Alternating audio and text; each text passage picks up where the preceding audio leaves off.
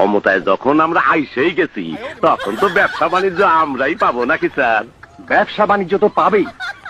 ব্যবসা বাণিজ্য ধরে রাখতে হলে রাজনীতিও করতে হবে, আর আমাদের রাজনীতি হবে একটু ভিন্ন ধরনের।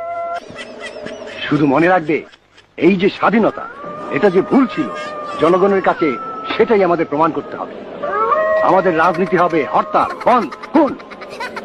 ছাত্রদের হাতে অস্ত্র তুলে দিতে হবে, যুব সমাজকে ধ্বংস করে দিতে হবে, যাতে স্বাধীনতার আগের সময়টাকে লোকে ভালো বলে।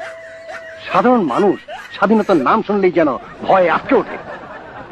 বুঝতে পেরেছে স্যার? জি স্যার, জি স্যার, জি স্যার, সব বুঝতে পেরেছি স্যার। যাও, হবে, সব হবে, ব্যবসা বাণিজ্য সব হবে। অনেকদিন পর ওই গাড়িতে পাকিস্তানের পতাকাটা দেখলাম, পরানটা জুড়ে গেল স্যার। ভাবলাম একটা সালাম করি, অনেক মানুষের মধ্যে ভয় পাইলাম, তবে স্যার করছি হাতের নিচ দিয়ে ঠইকা দিছি, কেউ যাতে না দেখে। দেখু স্যার, অনেকদিন পাকসার জমিন সাতবাদ গানটা শুনি না, আর এ জায়গায় তো কেউই নাই, আমরাই। আর আমরা তো এখন ক্ষমতায় আইসে গেছি নাকি স্যার, নাকি?